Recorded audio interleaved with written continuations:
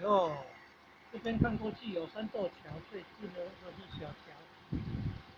水溪河面很近的。这座小桥是宗教活动的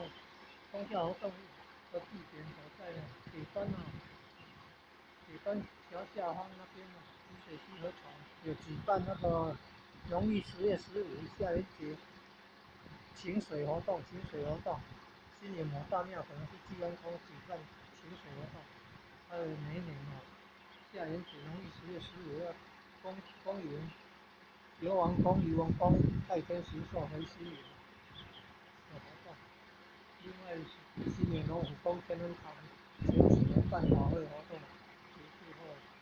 要焚化那个纸扎的法船，也是要送到这个桥这边北端丽水溪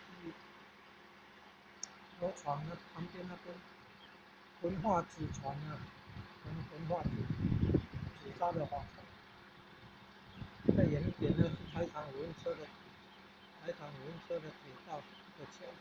再更远一点，很多车辆来的往往，有蓝色的一条带那个不是带那是有水厂的供水管。那一座桥是双营桥，新营到